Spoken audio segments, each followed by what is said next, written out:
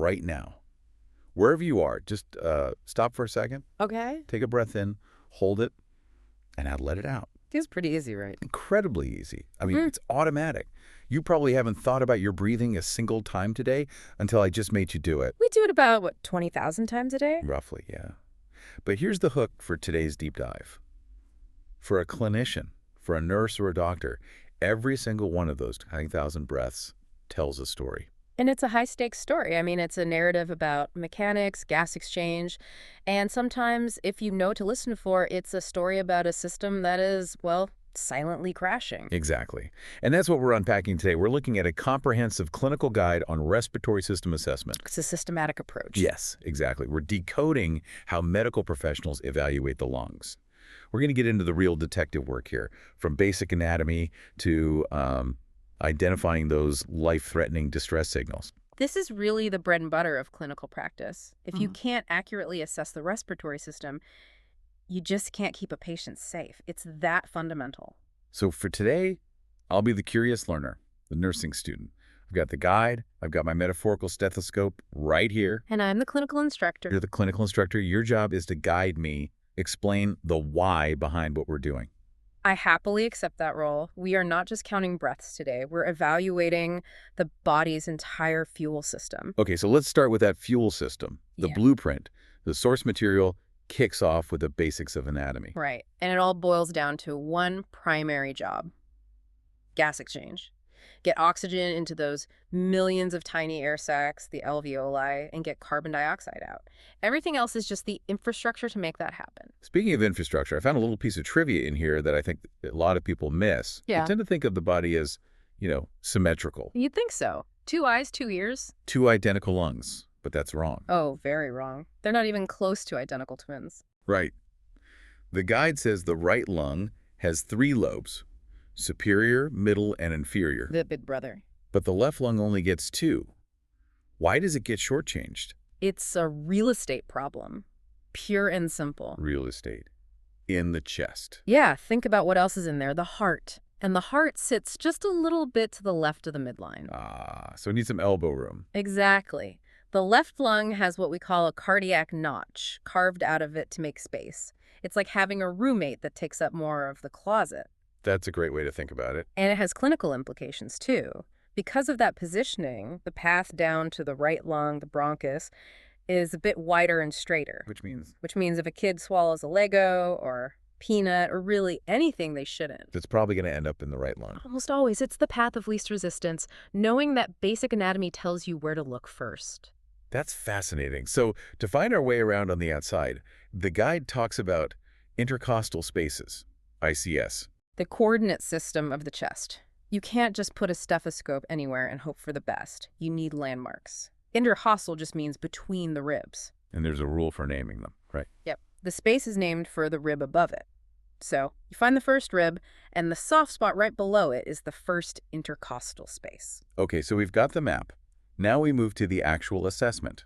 The guide calls the first phase the general survey.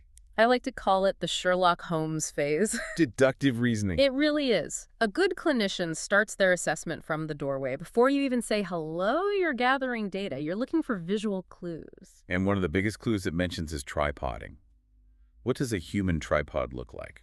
Picture someone who just ran a sprint. They stop, they lean forward, and they put their hands on their knees. I can see that perfectly. That's the tripod position. By fixing their arms like that, they're using their neck and chest muscles, their accessory muscles, to literally wrench their rib cage open to suck in more air. So it's not just about being tired. It's mechanical.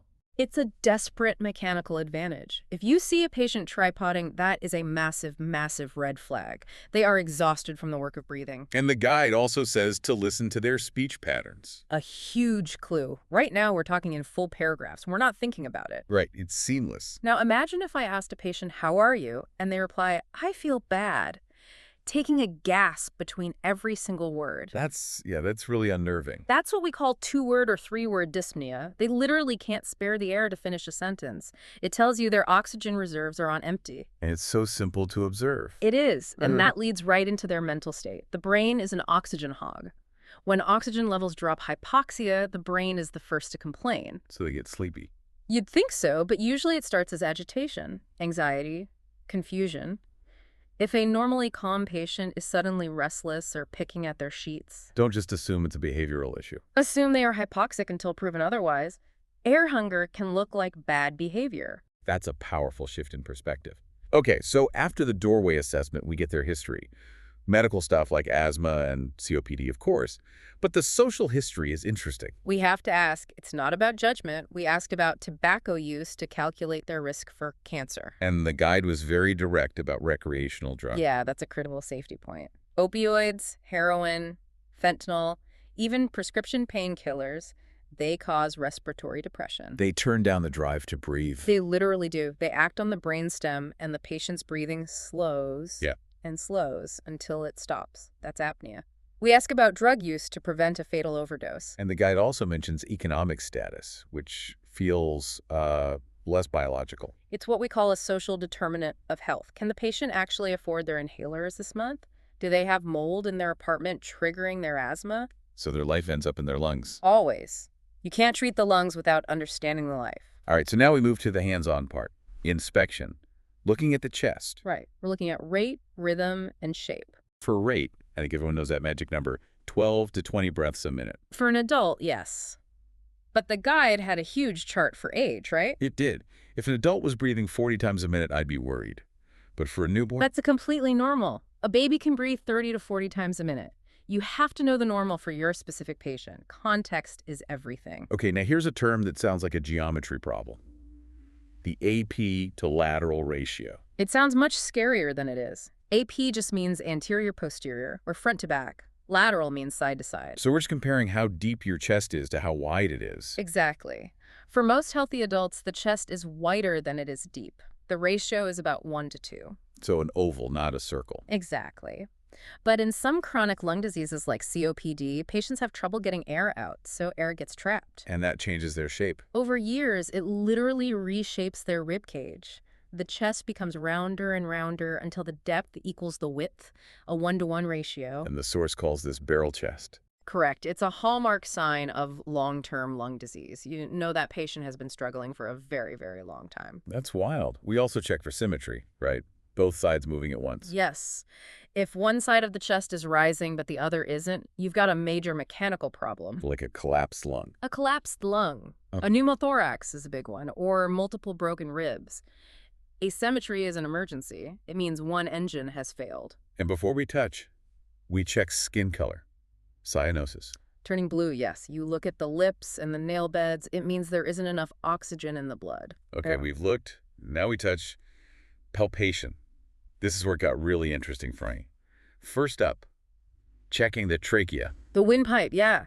You want to feel for it right in the little notch at the base of the neck. It should be perfectly midline. And if it's not, if it's pushed to one side, If the trachea is deviated, that is a drop-everything, life-threatening emergency. what could possibly cause a windpipe to move? Massive pressure inside the chest, usually something called a tension pneumothorax. Yeah, air gets into the chest cavity but can't get out.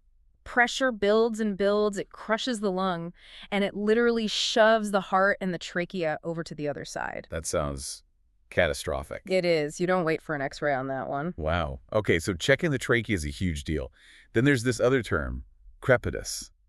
The guide's description was unforgettable. Let me guess. Rice Krispies. Rice Krispies. It says it feels like Rice Krispies under the skin.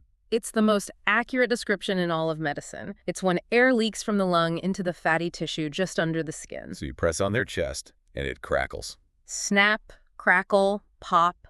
It's a bizarre feeling. It tells you there's a leak somewhere in the system. The last move here is chest excursion, the butterfly technique. Ah, yes. It's a great way to check that symmetry we talked about. You stand behind the patient, place your hands on their lower back with your thumbs touching. Making a little butterfly shape with your thumbs. Right. And you ask them to take a deep breath in. Your thumbs should move apart smoothly and equally, about 3 to 5 centimeters. But if one thumb moves and the other one doesn't? Then you know you have a problem on the side that didn't move. It confirms your suspicion. All right, we've inspected, we've palpated, now we've reached the main event. Auscultation. Listening with the stethoscope. The soundtrack of the lungs. The source lists all these abnormal sounds, and the descriptions are so vivid. Let's run through them. First up, fine crackles. Oh. It says they sound like wood burning. That's a perfect description. That high-pitched popping and crackling, or like rolling a strand of hair between your fingers right next to your ear. What's making that sound? It's the sound of deflated or fluid-filled alveoli popping open when air rushes in. You hear it a lot in conditions like pneumonia or heart failure. Okay, so that's fine crackles. Then we have coarse crackles. These are lower pitched, more like a bubbling or gurgling sound. It's wetter. It means there's mucus and fluid in the larger airways. Like blowing bubbles through a straw. A very grim version of that, yes. Okay. Then wheezing. I think most people have heard of this one. Right. It's that high-pitched, continuous musical sound, like a whistle. Not a pleasant tune, I'm guessing. No. It happens when air is being forced through a narrowed airway, like in an asthma attack. The higher the pitch, usually the tighter the airway. Got it. Then there's raunchy. Raunchy sounds like snoring. It's a low-pitched, sonorous wheeze, usually caused by thick secretions in the big airways. How do you tell that apart from coarse crackles? They both sound wet. Great question. Here's a pro tip. If you hear what you think is raunchy, ask the patient to cough. And A lot of the time, the sound will change or even clear completely because they've moved the mucus around. Crackles won't clear with a cough. that's a great tip. Okay, the next one sounds scary. Stridor. Stridor is scary. It's a very high-pitched, piercing sound you hear from the upper airway from the neck. You often don't even need a stethoscope for it. Or it means. It means there's a major blockage in the windpipe, a foreign object, severe swelling from an allergy. Stridor is an airway emergency. You call for help immediately. And the last one on the list is pleural rub. This sounds like two pieces of leather rubbing together. It's a dry, grating sound.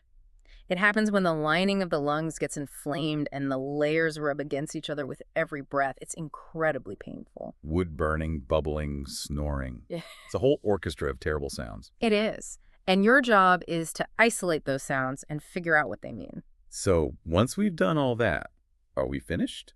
Not yet. You have to close the loop on safety. The guide is very clear about this. To protocols. Protocols save lives. First, patient identification. The guide says 2 identifiers. Name and date of birth. Right. You never assume you have the right person. You check the wristband. Hand hygiene. Before and after.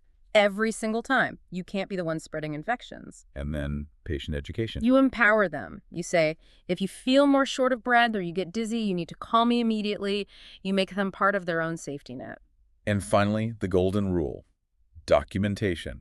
If you didn't document it, it didn't happen. You write down the rate, the effort, the sounds you heard, and where you heard them. Why is that so critical? Because the next nurse coming on shift needs to know if those crackles you heard are new or if they've been there all day.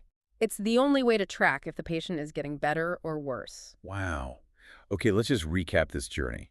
We started with a single, simple breath. And realized it's not simple at all. We learned the anatomy, how to be detectives at the doorway looking for tripoding, and to listen for broken sentences. We learned that a barrel chest tells a story, and a deviated trachea is a siren. And we learned to decode this whole soundtrack of the lungs. It feels like learning a new language. It really is the language of survival. We all depend on this incredibly delicate system every second, but it takes a trained ear to hear when the music of breathing goes off key. That is a perfect way to put it. So for everyone listening, the next time you take a breath, just pay attention to it for a second. Think about what's really happening. It's a marvel. Thanks for diving in with us. We'll catch you on the next one. Stay curious.